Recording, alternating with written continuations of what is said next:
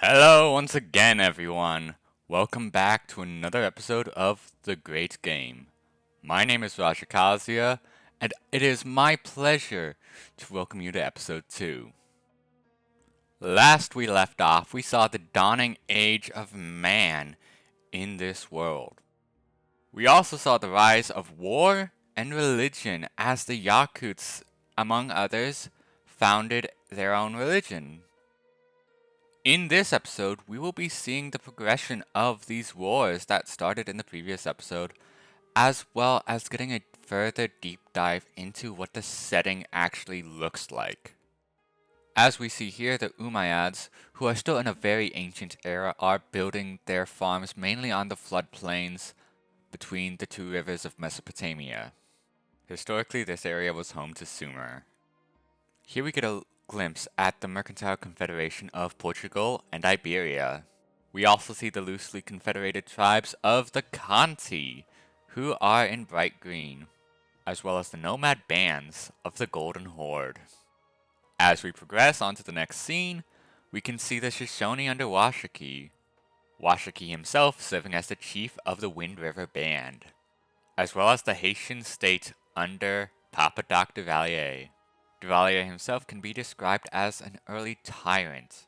A first look at the trading confederation of the Motu, before finally we move on from the vignettes into our next war between America and the Shawnee. Teddy Roosevelt, himself an imperialist, of course wants to spread his empire from sea to shining sea. Next we see our next wars between Portugal and the Alawites, as well as Bangladesh versus the Mughals. The president of Bangladesh, Sheikh Mujibur Rahman, is focused on growing a centralized state along the Ganges River.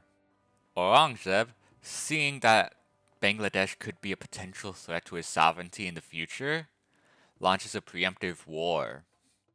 This war, although the Mughals have the advantage, may end up being fruitless due to the rough terrain.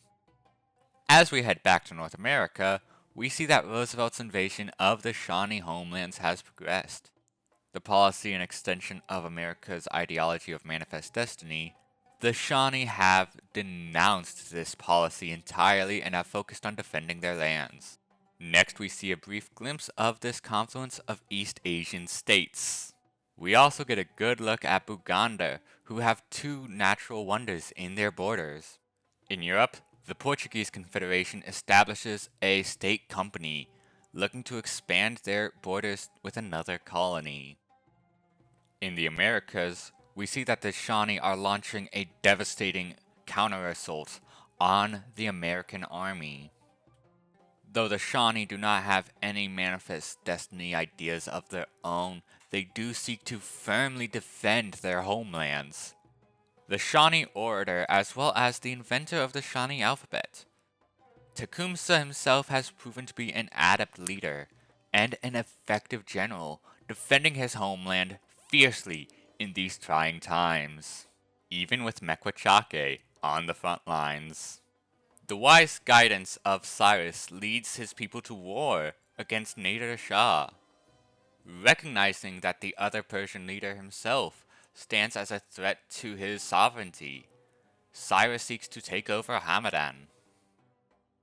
War stirs in Europe as Aquitaine, seeing that Portugal's expansion is a threat, declares war.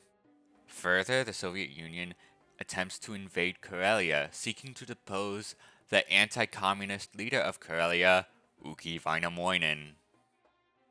Generalissimo Stalin himself taking the charge in leading his armies to Aunis.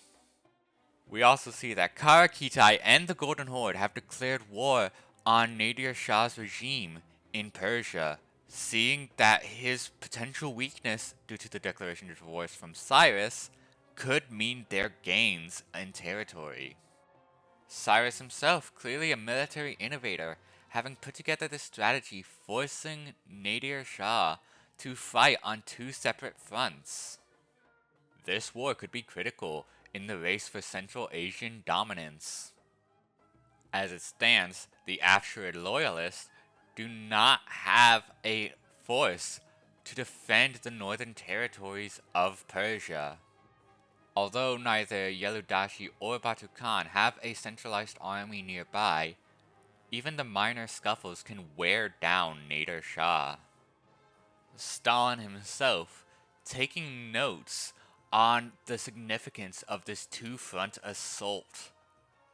However, it seems Aquitaine's war is less significant. We return to North America to see that the Shawnee are fighting America to a standstill.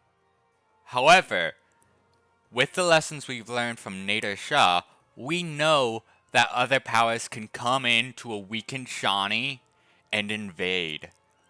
We haven't seen it yet, but keep that in mind. With the defense of Karelia, however, things are not going too well for the Karelians. We can see that the Soviets actually have a new unit, the Chariot Archer. With that tactical advantage, the Soviets could take Aunis. Returning to Persia, we see that the battle for Hamadan has truly begun. Achaemenid forces surround the city, and archers are getting ready to besiege it. Nader Shah has already prepared a settler to replace the city. Moving back to the Karelian War, we see that Aeonis is not looking too good. Although the Karelians have not taken damage in the city yet, their defenses are depleting rapidly. This battle could be decisive. We return to the Egyptian war to see the Umayyads are starting to take things seriously. However, our turn will soon end and we will see that the Ottomans and Aquitaine declare war on Frederick II of Prussia. As it stands, no cities have yet been conquered. However, if you'll recall, Aquitaine is now in 2 wars, but it looks like they have the advantage on the Prussian front. As we continue on to the turn processing stage, we see that the Shawnee are continuing their valiant defense efforts against the American army.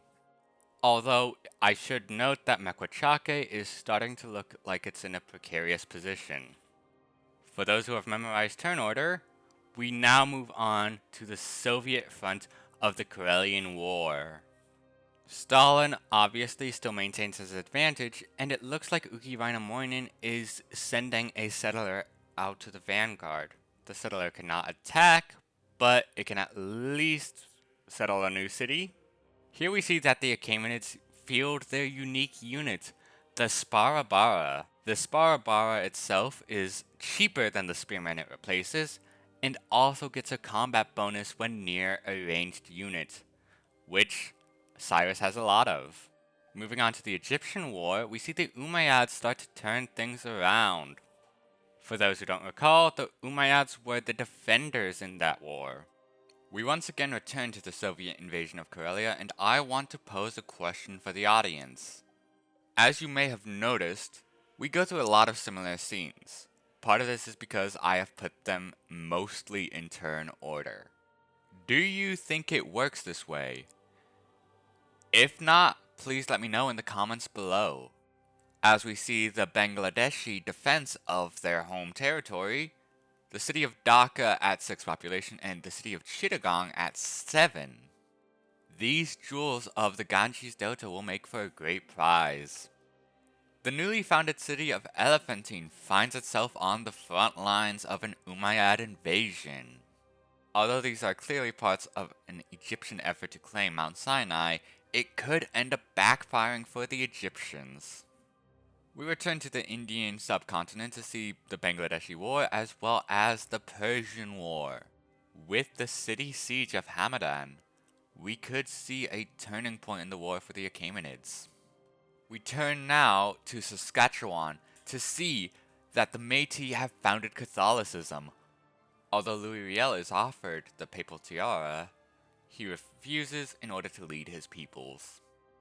As an aside, we see in Aulak, Empress Trungtrak has completed a mausoleum that will eventually serve for her enemies. The Shawnee War to defend their homelands has proven to be a very interesting conflict. The American armies have since dispersed, leaving the American forces decimated. This policy failure on behalf of President Teddy Roosevelt will probably not reflect well with the politicians at home. At most, he can expect to claim a Pyrrhic victory. You know, despite the Soviet forces being overwhelming, they have still not done any damage to Anus. However, on the other side of the spectrum, we see Hamadan being brought to the brink of capture as the siege of Hamadan continues under Achaemenid forces. We may expect to see the first city capture within this episode. We move now to the Umayyad front of the Egyptian war, where we see that Elephantine's defense force has assembled. Meanwhile, in the Karelian War, nothing's happened. Although we see that the Soviet forces are overwhelming the Karelian forces, it seems as though Stalin has made the decision to move past Anus and go to Utuwa. Utuwa has a lot of natural defenses. I don't think it can be captured immediately. We also see that Aurangzeb's Mughal forces have just disintegrated. Although they had a promising army at the start of this war, it doesn't seem like they can break through Bangladeshi defenses. Further, if you look to the east of Bangladeshi territory, you see a lot of mountains. This means that the Mughals really only have the only opportunity to take Bangladesh. In the case that they fail, we may see Bangladesh sticking around for a while. In fact, I don't see any way the Mughals could turn this around and take a city, besides maybe Bangladesh making the worst peace deal I have ever seen. That said, we could still see the Mughals send in reinforcements. Finally, we see on the Afsharid turn, the defense of Hamadan just is non-existent. With only a settler nearby to help, I do not think the Afsharids will be able to recoup their losses in this war. All that aside, we still haven't even gotten to the fact that the Karakitai could come down on them at any point in time and take some cities from Central Asia. Let's focus on a break from the conflict to look at some civilizations across the globe. Here we see Taiwan. They are quite a bit smaller than their northern neighbors, Goryeo, who have 5 cities under their belt, with a 6th on the way. Goryeo, as we have established, do not have the best relationship with their neighbor Toyotomi Hideyoshi. In this scene, we see Hideyoshi's Japan. Moving on, we see Haiti, having settled 3 cities and looking to settle a 4th, potentially overcoming their island start. The Banuba are an aboriginal group led by none other than Jandamara himself. Jandamara was a resistance fighter against colonial Australia, which we see pictured here under John Curtin. Whichever one takes over the continent, we shall see. Now we see the Empire of Vijayanagara, pictured in bright orange. We also see the Kingdom of Lesotho under King Moshoeshoe I, as well as a good look at Carthage, who is conglomerating their forces near Marrakesh. I would also be remiss not to mention Henry VIII's England, with 4 cities and a 5th on the way. Since we're in Europe, we can also see the Prussian and Yugoslavian expansion. It looks as though Prussia has made a spear point to split Yugoslavia's empire in half. We also get to see Zelensky's Ukraine and Batu Khan's Golden Horde, both of whom I'm hoping will be very popular. Returning back to the conflicts you guys have been waiting for, we see that American forces have recouped around Mequachake, hoping to at least take 1 city. If you look to the northeast, we can see that Canada fields a healthy army too, meaning they could invade America at this weakened point. You know, despite my hype for Stalin's invasion of Karelia, I think Karelia is actually doing a really good job defending now, as Anus has still not taken any damage. And yes, I do realize that the city's name is Anus. Please be quiet. We see American forces are pressing forward towards Mequachake. But even more important than that, we see the last moments as Hamadan takes a barrage of arrows as warriors from the Achaemenids then march onto the city. Finally, Hamadan has fallen to Cyrus. We also get a brief glimpse at the Aquitaine Wars that you probably forgot, before turning our gaze back to the Levant to see Egypt continuing to take an assault.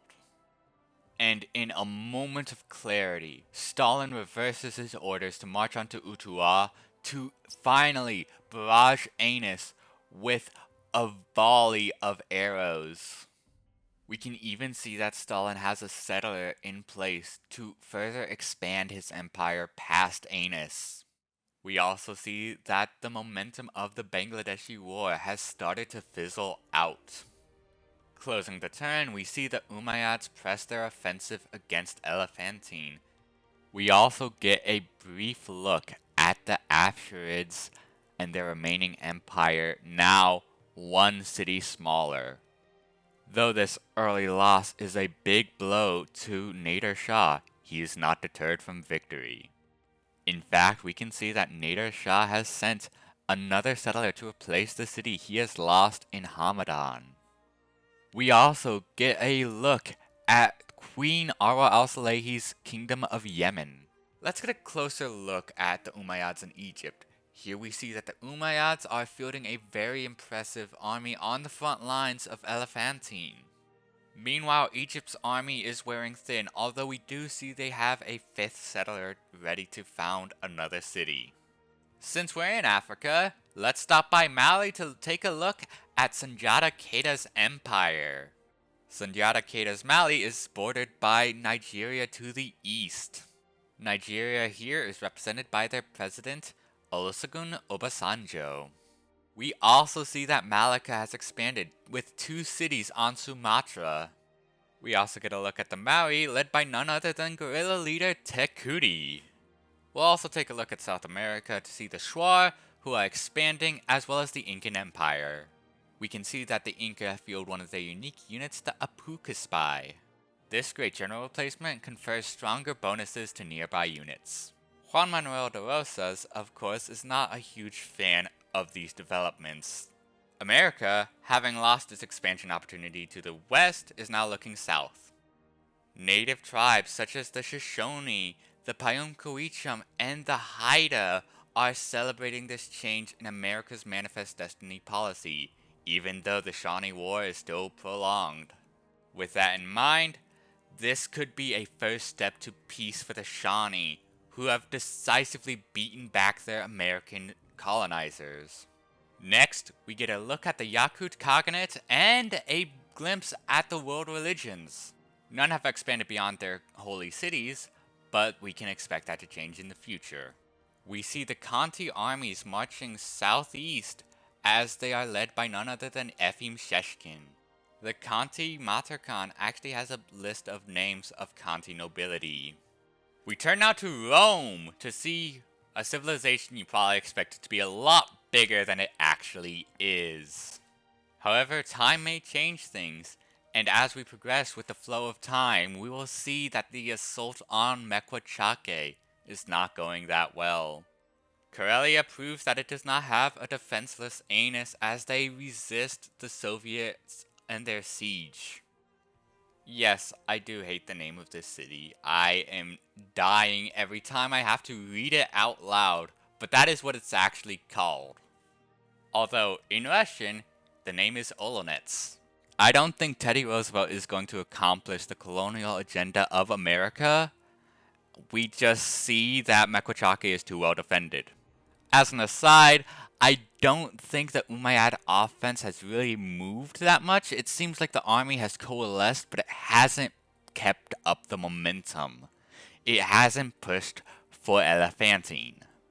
We see that Eleanor of Aquitaine is sending a force into Portugal, although it is blocked by the Great Pyrenees mountain range. If she is able to get her armies past the Pyrenees, Portugal seems wide open, and they could lose a lot in the war if any city falls. We turn our attention to the Soviet invasion of Karelia to see that the city of, let's just call it Olonets, is taking some massive damage. However, it does not look like the Soviets have a melee unit within range, meaning they are unable to take the city this turn. Although Bangladesh is quite small and their army is too, they do have a pretty good defensive line going against the Mughals. We now get a solid look at Afsharid Persia and its core. Nader Shah refuses internal calls for reconciliation. Meanwhile, both Bangladesh and the Mughals have agreed to peace. We also get a glimpse at Qin and their first emperor Qin Shi Huang or Zheng. We see now that Karelia is in a bad spot, with Anis down to red health.